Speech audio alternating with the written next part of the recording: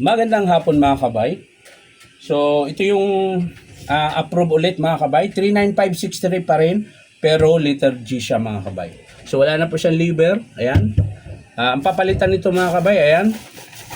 Front housing. Sira po yung lagayan ng lever kaya po nawala yung lever niya. Nalaglag daw. Tapos carbon brass. At syempre yung lever niya.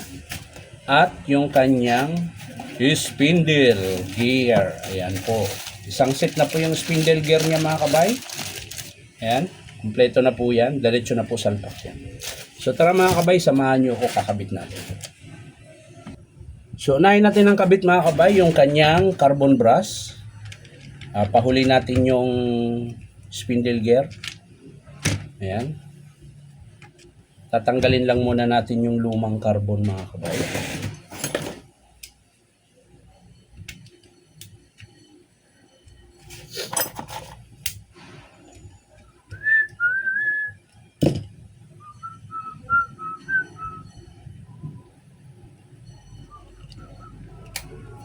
Kabila din. Kailangan nating matanggal ito. Ayan. Tingnan natin yung luma. So ito yung bago mga kabay. Bagong carbon. Ayan po. Yan po yung kakabit natin dito. Sa kanyang brush holder. Ayan.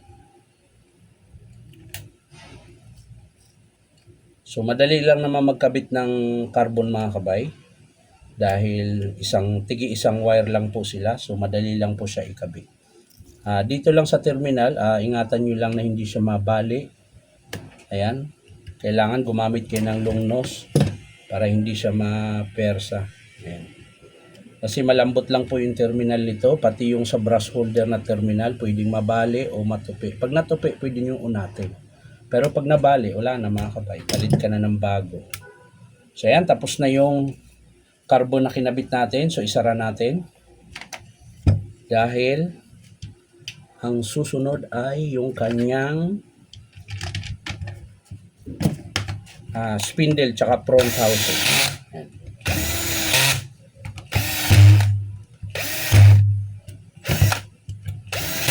Ayan. So ayos na tayo doon mga kabay. So kailangan gumamit kayo ulit ng flat screw. Ayan. Sundutin niyo yung cap. Pagkatapos, flat screw pa rin na manipis para sundutin yung ring. Ayan. Nandito po yan sa may spindle banda. Yung ring. Hahanapin nyo lang. Kakapakapain nyo. Ayan. Dahil natabunan ng aray. Sakit ha. Tinamaan ng putik yung mata ko mga kabay. Ayan o. Yung sinikwat ko na putik. Dito po sa mata tumama. So medyo masakit mga kabay. So konting ingat lang talaga. Yan. So susungkitin na natin yung kanyang spindle mga kabay. Pagkatapos, ayan. So yan, ito po yung ring niya. Nakalas ko na. Syempre yung bulitas. Ayan. At yung kanyang washer spring. Ayan. So pwede na natin kalasin yung kanyang front housing. Tapos ganun ulit mga kabay. Sikwatin nyo dito ng flat screw para hindi masama yung casting. Ayan. Kasi ang papalitan lang naman natin dito yung spindle. Taktak natin. Ayan. Ito yung spindle. May nabanggit ba akong o-ring mga kabay? Parang wala yata. Spindle, lever. Ayun, hindi tayo magpapalit ng o-ring. Spindle lang.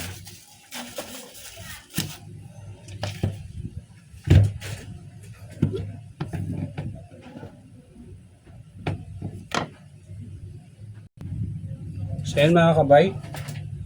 Nilagyan ko na siya ng grasa. Yan.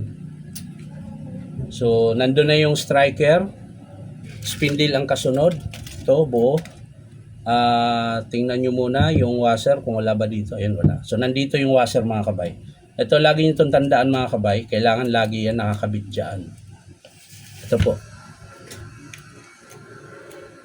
Yan, yung washer na yan. Kailangan lagi yan nandyan. Para pag nilagay nyo yung spindle, ayan, walang grasa yung ilalim mga kabay. Lagyan natin to. Ayan.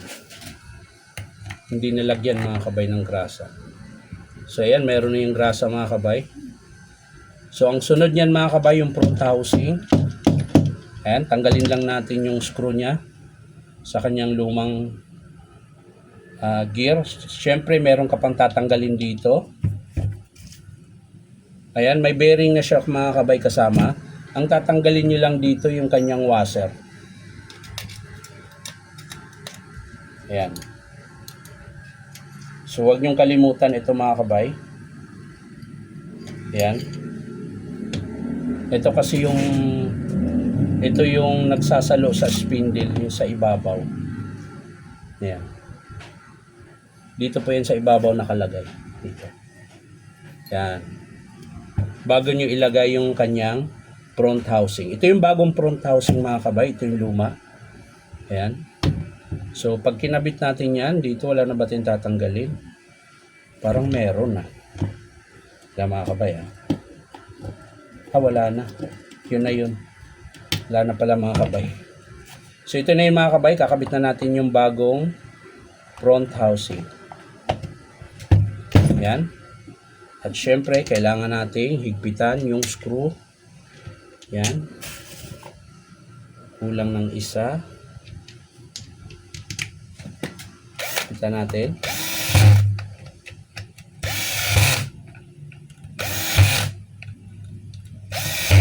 So yan mga kabay, okay na. So galawin natin yung kanyang selector. So pag matigas mga kabay, papaandarin nyo siya. Yan, sasaksak natin. Tapos kadyutin mo lang. Yan. Para lang magalaw nyo yung yung spring.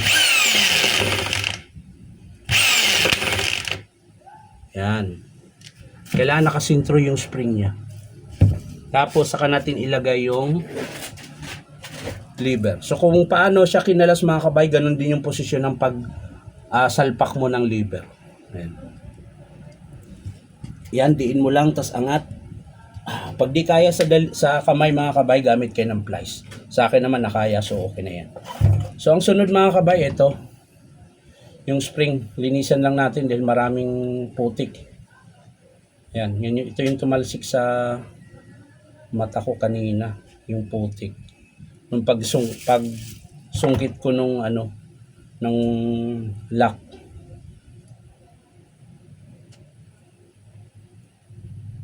Ayan. Tapos, bulitas. So, yan na mga kabay. Pwede natin ilagay yung kanyang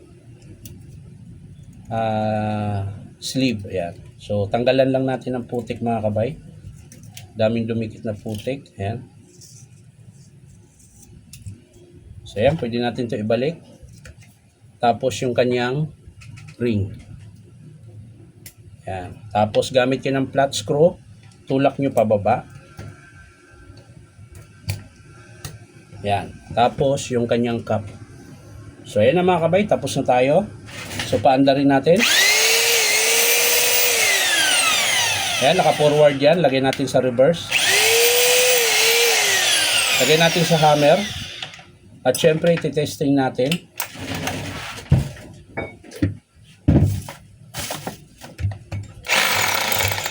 Naka-reverse po yan. Forward natin. Yan.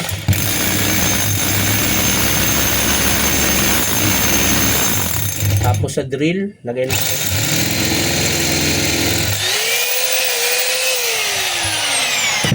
So yan mga kabay, natapos na po yung ating estimate. So ulitin ko lang. Ang pinalitan natin ay spindle, front housing, yung lever mga kabay, wala tayong luma dahil nakalas na. Carbon brass, ayan. So yan po yung pinalitan dito sa dito 5032 na rotary hammer non-DeWalt. So yan lang mga kabay, maraming salamat sa panonood at palike and share na rin po. Bye bye.